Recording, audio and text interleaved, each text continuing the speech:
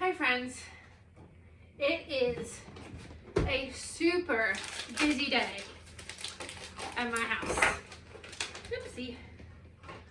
I leave for Atlanta in the morning for 8 days for a work trip, and we are trying to get everything that we need to get done. It's going to be a busy day. So first, today's been so crazy. So when I'm getting ready to leave for Atlanta, this video is going to come out after I get home. But right now there are protests going on in Atlanta, and we actually just of what happened something happened yesterday, and we actually expect the protests to ramp up tonight. The governor of Georgia declared a state of emergency last night for the entire time that we are in Atlanta, and we are where my hotel is. We're midtown, but we're like right beside downtown. Like we're like right in the kind of the thick of it a little bit. So at least from what I know, looking at the maps and trying to follow the news. So as of now, the trip is still going. We're kind of waiting to see if the trip gets canceled. It's out of my company's hands, but we're gonna plow ahead like it's going to happen. So what I need to do today is we're gonna make some snacks. Every time I travel, I love to take my own snacks with me, both for health, well, not for health-wise. They're not healthier snacks. I am not somebody who likes healthy snacks. But we're taking our own snacks to save money, so I don't have to go out and buy stuff when I get there, and then I don't have to worry about not having food in the room. I have food and snacks, so I'm gonna be good. So the first thing we're making is I put some chocolate in a double boiler back there, and we're gonna be making puppy chow. If you've never made puppy chow, it is one of my favorite snacks, and I literally only make this when I'm traveling. When I go on vacation somewhere, this is almost always in my bag. Now, I did a Walmart order yesterday to get the snacks I needed. I'm not counting this as part of the pantry challenge, but I am doing. I'm not counting this as part of the pantry challenge just because when you're away from your house, you have to eat. So it doesn't really count. So I'm kind of taking a little bit of a break from the pantry challenge while I'm going to be gone. Oopsie. While I'm going to be gone, and so I'm trying to get some snacks here that we can take with us. So we're going to be making some puppy chow that we're going to take with us. And we are going to be using some of our pantry ingredients. We're going to take some things with us. I'm going to try to fly really carefully with some jars. I have peaches and I have applesauce. So what I normally do, especially for breakfast, is I normally pack those oatmeal cups you just put in the microwave, and then it makes life super, super simple. However, with these oatmeal cups, the price of them went up. They're like $1.30 per cup. The hotel we're staying in does not have a microwave, and to be honest, those cups don't really fill me up. So I don't think I'm trying to do that right now.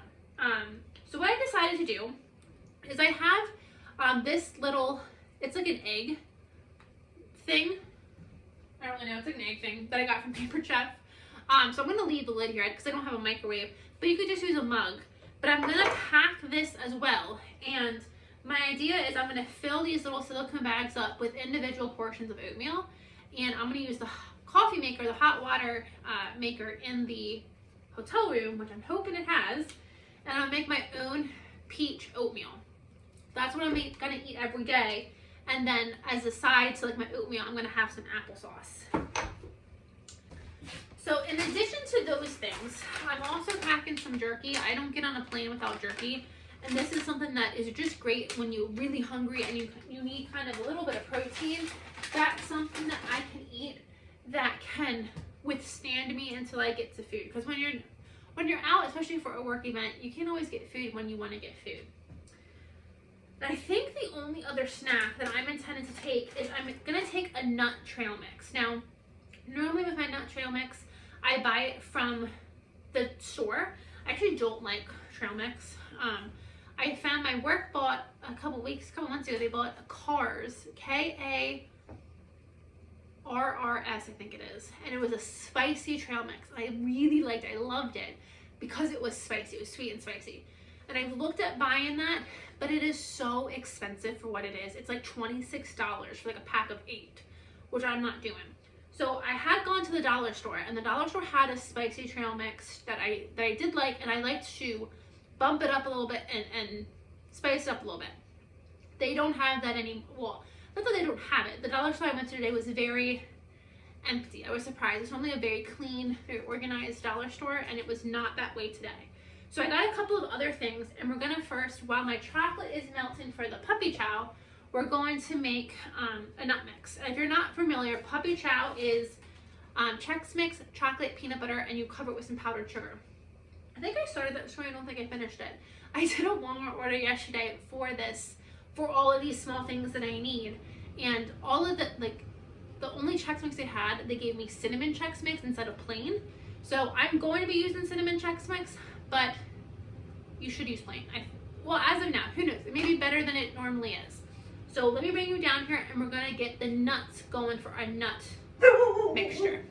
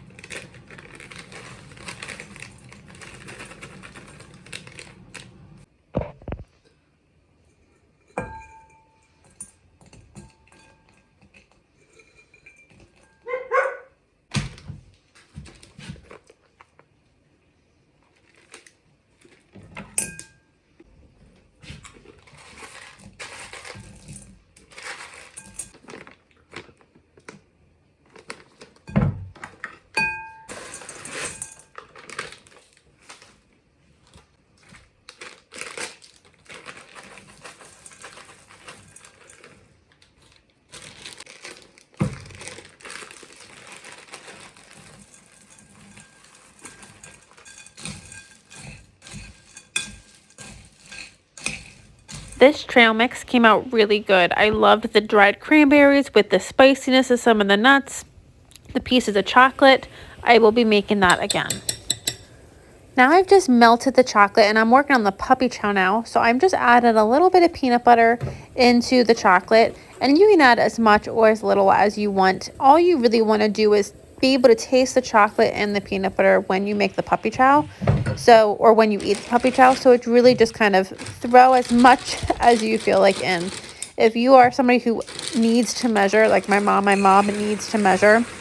She does not like my cooking or my baking style at all, because I am not that person. I eyeball everything. This cinnamon Chex Mix, while it was a mistake, actually worked really well in this puppy chow. I got a lot of comments with people who were commenting on they really enjoyed the little taste of cinnamon. Mixing this sticky mess is a little annoying, and you want to try your best not to break the cereal up, but ultimately you are going to break some of the cereal up as you mix it. It just is what it is. Just be as careful as possible. And then you want to add in the powdered sugar, and what you're actually going to do is you're going to take what this would normally be like a chocolate mixture, because it's all coated in chocolate, and by adding that powdered sugar, hopefully not making a mess like me, by adding that powdered sugar, you actually want to add enough that the entire mixture almost kind of turns to gray. I think that, for me at least, is the perfect amount of sweetness. So when I'm mixing this up, I go for color. I don't want it to resemble that brown chocolate color anymore. I want it to kind of almost go gray, almost like a dirty white. And that's when I know that I have the perfect amount of sweetness to chocolatey goodness. So I gotta mix up the powdered sugar on top, but this is puppy chow. It's just chocolate coated Chex Mix with a little bit of peanut butter and some confectioner sugar. And it is one of my favorite snacks. So because this is just a big bowl of sugar, I restrict myself to only having it when I'm going away. So it's it's something fun I look forward to whenever I travel. Now, because I am flying, I'm going to fill up, I think, 2 of these bags. I don't know if I'm taking both or not. But they will go, however many I take, will go in my checked bag, not my carry-on. Now, the next thing I want to pack up is I want to pack oatmeal. So I'm going to just cook oatmeal using the hot water maker in the room. And I'm just taking, this is a Pampered Chef item that I have that goes in the microwave and it cooks eggs and muffins and all kinds of stuff in it. I'm packing that up, and that's what I'm going to make. Oops, you're shaking. That's what I'm going to make my oatmeal in. So I got these for my mom. These are the smallest silicone bags that between her and I we have. So I'm just going to fill them up with some oatmeal.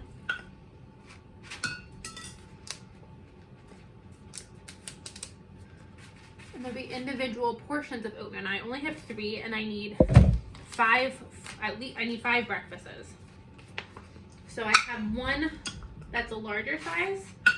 So I'm going to use the larger size one. I'm going to fill that up as well.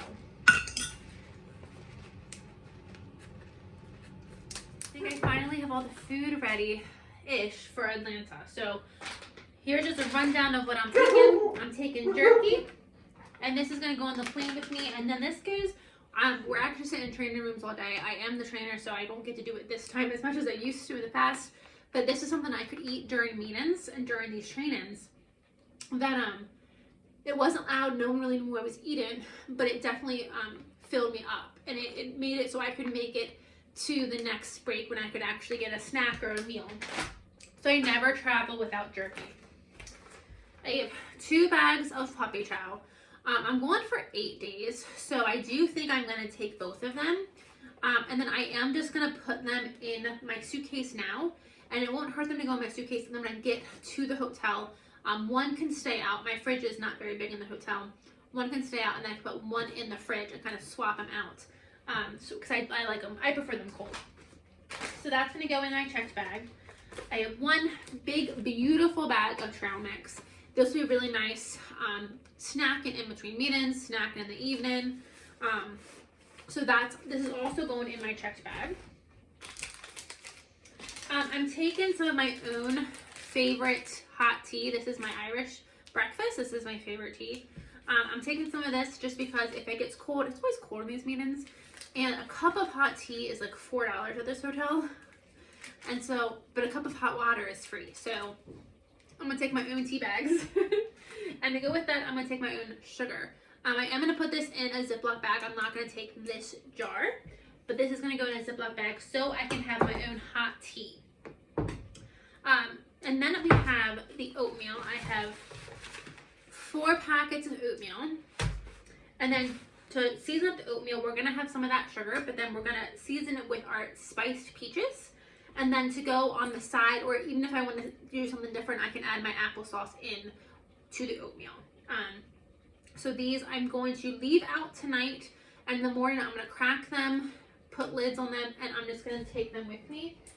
I'm going to leave here at like 2:30. So these are just going to have to be room temperature until I get to the hotel, which is probably going to be around 8. So it's not going to be terrible. And it is what it's going to be. And then my mom made me some angel food cake. So this I'm going to put into a smaller bag. And this is also going to go. I like to eat when I travel. But I really like it because like when you get like the munchies, you either have to have a snack in your room or you need to go out and find something. And right now with the protests in Atlanta, and then right now Atlanta is getting a ton of rain. So I really don't want to, I may not want to go out. So I just want to make sure that I have enough food. And like I said, none of this is healthy. I am not a healthy snack person. I saw things like dried mangoes, dried bananas, dried pineapple. Ugh, not for me. This is why I don't snack often, because when I do snack, it's nothing good. Nothing good. But I do this. I think that's it. This is why I don't snack. I think that's it. Okay. And then the last thing that I'm taking my fermented honey and garlic. I made elderberry syrup last weekend, and I've been taking elderberry syrup every single day. I don't know that I'm gonna take the elderberry syrup because I don't think I have enough room in my fridge for the elderberry syrup. So I don't think I'm taking that, but I am taking my fermented honey and garlic. This is phenomenal, and this is something I'm gonna take every single day. Again, just to help keep my immune system in top work in order. Every time I get on a plane, I get sick. And then we're gonna be around a lot of people from around the country, from all across the country. So there's gonna be a lot of germs in this place. I'm just counting on it. So I just want to give myself the best chance at not actually catching a cold or getting sick. So this is going to be, take this with me. So I will say, I am taking jars with me. Like I'm not putting these things in anything else. I thought about it, and I thought everything else could break too. If I put it in plastic, the plastic would split. And if I put it in like a Ziploc bag, let's think that over. I don't know that I want to put it in a Ziploc bag, because I feel like that's even messier than these would be. But my thought process is to put these in individual like grocery bags and then hide them throughout my clothes. That way my clothes could be like their protection. And then they're in the grocery bag, maybe even double in 2 grocery bags. So that in case they would break or they would open it for some way, my clothes would be fine. The peaches could absolutely go in a Ziploc bag. We're gonna have to think about this. Okay, I got all of my clothes packed. I got all of the food packed. I got the cat litter boxes taken care of. I got the bunny taken care of. It is 4 o'clock, and my plan was to, at 4 o'clock, go get a shower so that I can do my hair and everything. So I could pack like all of my hair, my face. So I could pack like my shampoo, my body wash, and my loofah and stuff. So I could get all that stuff packed before I go to bed at 7. It's like 3 hours before I go to bed because I'm getting up at like 1:45 tomorrow. And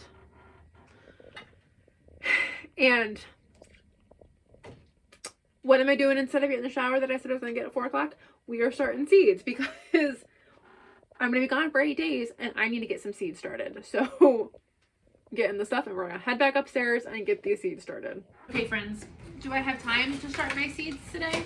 No. Am I gonna do it though? Yes. So we're gonna do this super quickly. I just have a tray that, this is what I use as a water tray, so I can put my pots in here. Oops. With the water, and then this will keep my pots my soil watered and moist while I'm gone. I use these all the time regardless of if I'm home or not. But I am doing something different this year. So we're not going to do a whole big long video on how I'm starting my seeds this year. I will when I do my tomatoes and stuff, but I just don't have enough time.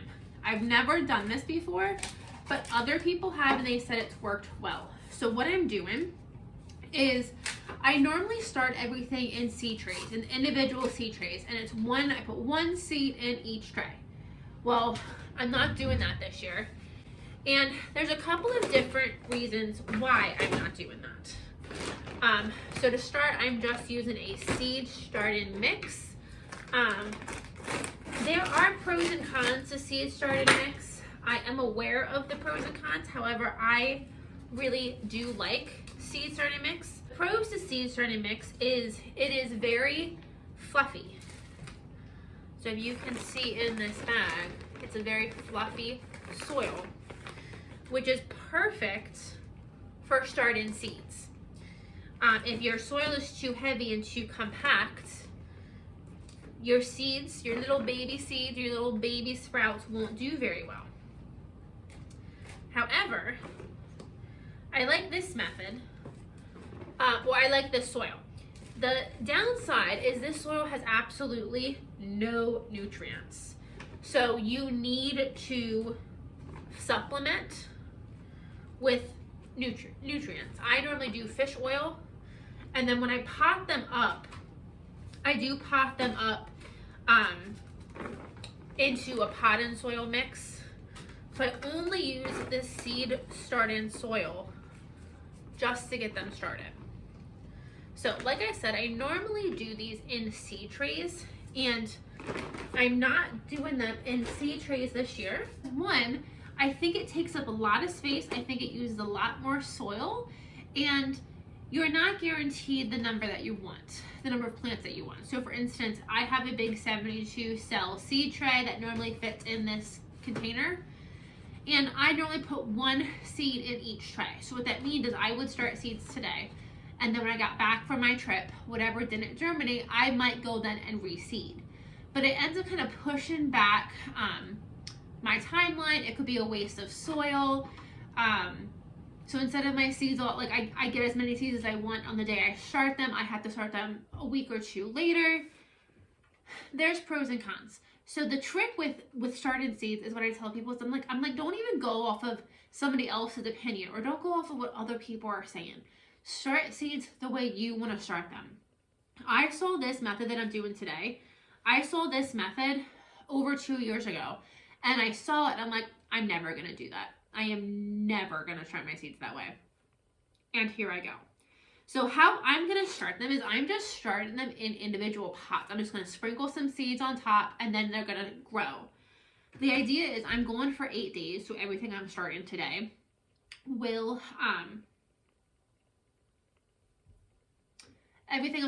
hopefully ideally germinate while I'm gone. And then in 8 days, things will have just started to germinate, and then I can add the light. So I think this is a perfect time for me to start my seeds, because they can be, right now, they can be completely unassisted. They don't need anything from me. So by starting them in these pockets or in these individual containers, I will need to up pot. I've looked into soil blocking. I've looked into, and there's a ton of different ways that you can start seeds. You can start seeds however you want. Next year I might look into soil blocking, but this is what I'm going to do this year. So I'm going to start as many seeds as I can in a container, and then that's how many I'm going to grow, or how many plants I'm going to grow. So I do have a number of things, like I know the number of plants I want to have. For instance, I know I want to have 18 broccoli. I know I want to have at least 6 cabbages, and I know that. So I'm just going to start just going to sprinkle some seeds, and we're going to see what happens. And then the worst case scenario, I might have too many plants that I might need to find homes for, or maybe I just throw them in the garden anyway. So again, this is not the ideal way to start seeds. You want your soil to be moist when you start your seeds, and I'm doing it the completely backwards way. However, I'm doing it because I'm trying to do it fast. So I'm just pouring water, and then I do have all of the trays, or all the boxes or pots, whatever these are called, in the water tray that I'm going to use, so I'm not making a mess, really. So I just want to get the soil. It's a little hydrophobic. This is seed starter mix that I had left over from last year. How you should ideally do this is I like to put the soil into one big container, like I use a big plastic bin, and then fill it up that way. And then you can kind of just keep tossing it all around until the soil is nice and moist. But again, I'm trying to do this quickly. I'm trying to do this so quickly. And that's how things always go wrong. I should never do this, and I do it. I continually do things quickly because I'm out of time. But I feel like at the very least I can start these when I get back if I need to. But I'm hoping this gives me a head start. So I'm gonna be starting. I'm not starting everything. It is still too early. This is the end of January. Oh, my nose itches and I have dirt on my hands. This is the end of January. So it's not quite time to start everything, but I am gonna be starting things like my peppers. My peppers take a long time to germinate. And this is why it is important to not give up and to see what works for you. On the pepper packets, they say that you don't need to start your peppers until 8 weeks before the last frost. My last frost is the last weekend of April, first weekend of May. So I'm about, what, 12 weeks? 4 to February, 8 to March. Yeah, I'm 12 weeks out from that, my last frost state. And you don't want to get things started too early. That's absolutely correct. Let me go get my hands washed and I'll be right back. I don't even have enough containers. For some reason I stopped with 4 containers. Like why did I think that was a good idea? I gotta fill at least these guys up.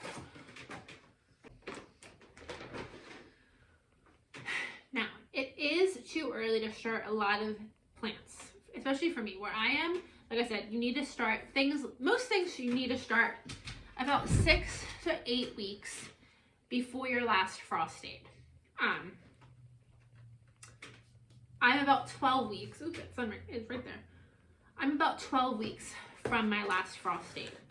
However, I know how things grow in my area, and I know what to expect. So I'm going to get things started now. Like my peppers take a good chunk of time. Peppers always take longer to germinate, and they do prefer warmer temperatures. So I'm actually gonna put my peppers, when I start my peppers, I keep them on a heat mat. So these are the only ones that need to have supervision. So I'm actually just gonna put them in the sunniest part of my house, and hopefully it's enough for them to germinate. So what I'm just doing is I'm just taking my seeds, and we're gonna see what happens. We're just gonna see what happens. I always start my peppers this early though. This is not too early for my peppers. So I just sprinkled my seeds on top of the soil. And then when I'm done, I'm going to, well, I'll do it now. I'm just gonna do a light sprinkling of soil on top, just a little bit. And then I'm gonna fill this water tray up, and that it'll keep this pot nice and moist. I'm gonna put this pot, I don't know what I'm gonna do with it. It doesn't need to have, peppers do need to have warmth. They like to have warm soil to get germinated. So I have to actually think about the peppers. We're gonna come back to the peppers, but I do start them this early every year, just because they do take so long, and the conditions that I grow the peppers in, it is a bit cooler than they would like, so they do just get off to a little bit of a slower start. So we're getting started with our peppers first. The ones I just did were my favorites. They're orange yummies. They are my favorites, and I'm really just flying by the seat of my pants. I have a list of what I'm planting, and I'm not even checking it. So we have time for when I get back to really kind of sit down and start seeds. But I'm hoping that while I'm gone, this can get a head start. So that was so I did orange yummies, I did banana peppers. Started 4 pepper plants. I know I want to start way more than that, but I'm in such a hurry. And I know, like 7 o'clock for me to go to bed seems early, but I know when my alarm goes off at 1:45 in the morning, I'm gonna be grouchy. And I am one of those people. I'm a typical girl when it comes to, I'm not nice. I'm not nice. If I'm hungry, cold, or tired, or hot. So basically, if I feel anything at all, I'm not nice. So, because it's a professional event, I have to be professional. I'm gonna try to get some sleep so that I'm not nasty. Oh, and I'm not even close to done yet. So priorities are starting seeds. So like I said, this is completely an experiment. I'm also, in addition to my peppers do take the longest, and that's why I want to get them started now. Again, it's not too late. I keep telling myself when I come back from my trip, I can get these peppers started, and I will still have time to get them started and grown out for the garden. But I'm hoping they take off now. But in addition to peppers, I'm getting I'm getting all of my brassicas. So in this one pot, I just did my broccoli. I just, again, did the exact same thing, a sprinkling of broccoli.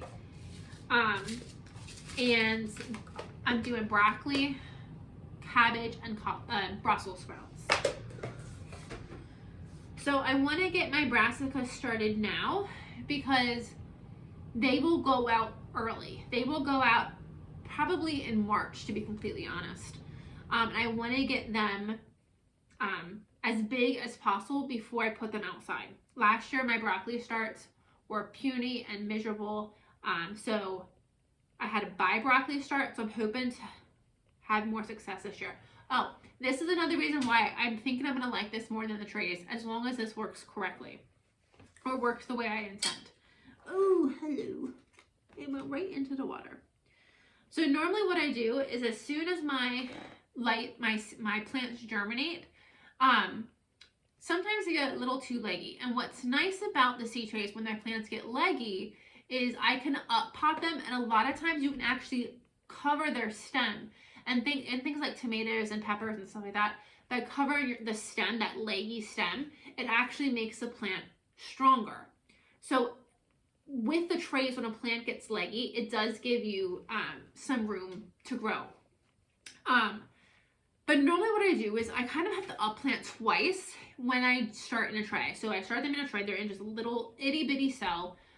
They quickly kind of outgrow that, and then I move them into something more like this. Just a really simple small pot.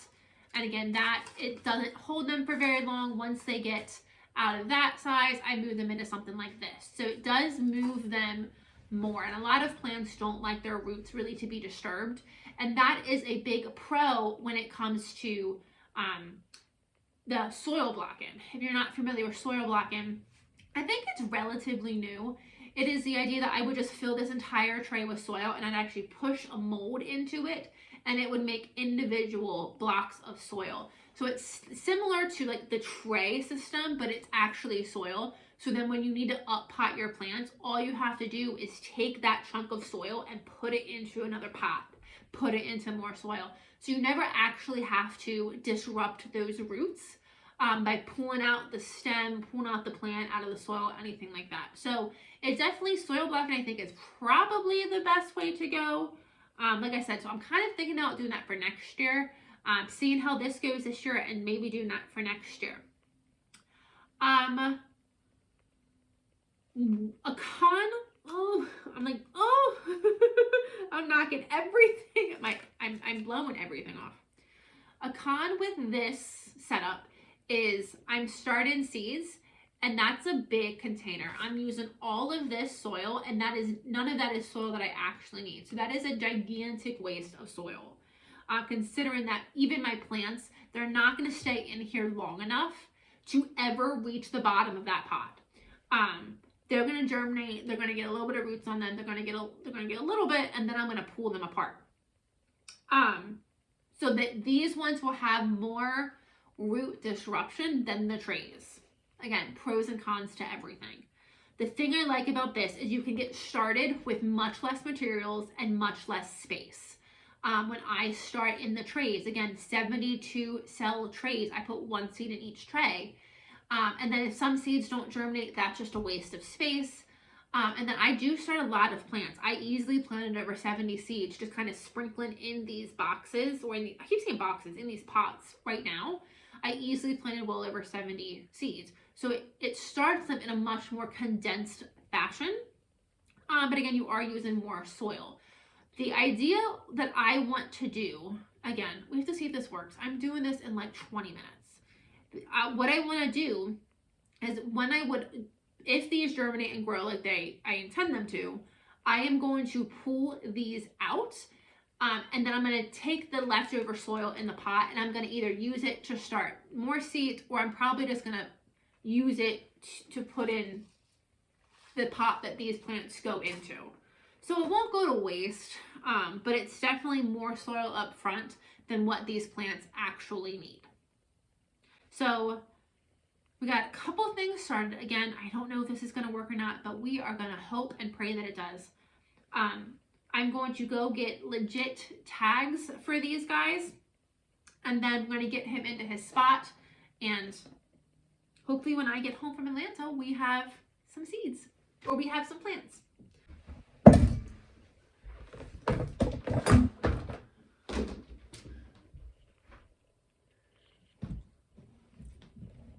Okay, so I put a big plastic tote over this, over these plants.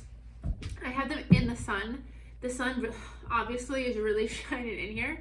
So they don't need light to germinate, but I'm hoping that helps keep them warmer. That the things like the peppers that should have heated soil, I'm hoping will get a start. If not, when I get home, I'll put them in a heat mat. And the plastic tub, the trays that I buy come with plastic lids, but my cats are going to be out and unsupervised for 8 days. So they will 100% lay on this plastic tub. And the one that comes with these trays is just flimsy plastic, and the cats will just destroy it. So at least I have a chance of the plants being safe, or the seeds being safe, with an actual hard plastic tote on top. Okay, we are 37 minutes past when I said I was getting a shower. So I had time to dry and do my hair before tomorrow morning. But we still aren't finished packing this bag. So I gotta figure out where it opens at. And we gotta get the things that we made this afternoon in this bag.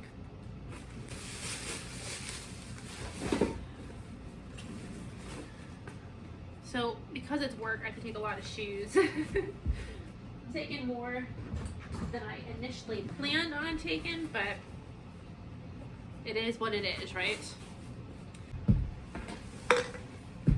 So I got these compression cubes on Amazon. They don't actually compress for me because I overpacked them. The idea is that these are zippers that would close, but I have 100% overpacked them. However, I like that it keeps everything still private, organized and private. So like this one is all my casual clothes. These two are my work clothes. I like that it keeps everything, just like I said, nice and private. This is my honey and garlic that I'm taking because I want to make sure that I have something other than over-the-counter medicines in case I get sick. I still need to pack the over-the-counter medicines though too, such as like Tylenol and like Dayquil and stuff. But I have fermented honey and garlic that is in 2 bags, 2 Ziploc bags, hoping that doesn't break. And I'm gonna shove it in a casual bag. And I'm hoping I don't regret that. I'm really hoping I don't regret that. It's in 2 Ziploc bags, so it should be good, right? I think so. Now I'm just gonna put my sugar into a Ziploc bag and get this guy packed. Hi friends. So the last video kind of cut off a little bit abruptly. I ended up getting some calls about my trip, and just a little bit of background. I was going to Atlanta, and I flew into Atlanta the day after the governor declared a state of emergency due to riots and all that kind of stuff. So my whole trip, getting ready there was just that day was just crazy. But I did have a very safe trip, successful. There was no riots, no protests, no danger, nothing like that. But I did, in order to end this video, I did want to show you what I came home to in regards to my started plants. So I'm going to spin you around and show you what we have going on. Looky here. Everything but the peppers have sprouted, and I'm going to talk about that in a second. And you can see they are getting quite leggy. That's a leggy plant. So these are going to go under the grow lights this morning. And I also need some more water down in there. So I am going to put these under the grow lights this morning. I'm getting ready to have my coffee, and then that's going to be one of the first things that I do. But I am excited. They're a little leggy, but I can always fix leggy plants. In order to fix leggy plants when they start growing, when you we plant them, you upplant them, you just plant them further into the soil. So you plant some of that stem into the soil. But really the only thing that's gotten leggy is my broccoli plants. Just a little leggy. That's, again, we can fix that. So I'm going to put a light on top of it. So hopefully they don't get any more leggy. And then they need water and stuff. The peppers I didn't think would germinate yet, and that's fine. For me, peppers take about 2 weeks to germinate. 1, and 2, peppers do like to be on heat mats. You have much better success when you have your peppers on heat mats. So I didn't expect them to germinate, but that doesn't mean they're not doing anything down in the soil. They could still be working towards that process of popping through the soil any day. So I'm gonna go throw these on a heat mat, throw some more water in this tray, and that's awesome. We have our brassicas started, broccoli, cabbage, and Brussels sprouts, and they're already started and they've already germinated and they're doing well. So that is exciting. So I'm going to bring you guys along on all of my seed starting videos this year. This was kind of an impromptu first one, but stay tuned and we will see how these little guys grow into food that I'm able to eat for the next year. Thank you guys for joining me, and I'll see you on the next video. It's Editing Caitlin here, and I just wanted to do a very quick update. In that last clip, at least to me, I sound stuffy, and I was. When I came home from my trip, I was very congested. Felt completely fine, but my nose was definitely stuffy, so I'm doing a lot of mouth breathing in that video, and I think, at least to me, I can tell. But again, I just want to do, I feel like I should be making money off of this. I'm not, but if you haven't made that fermented honey and garlic yet, go do it. Between that and the elderberry syrup, I've took both, especially when I got home, I really ramped up how much I took that, but especially the honey and garlic, I took, every day, morning and night. You can take it more than that, but I took it morning and night, and, I had a stuffy nose for about 3 days, and then it went away.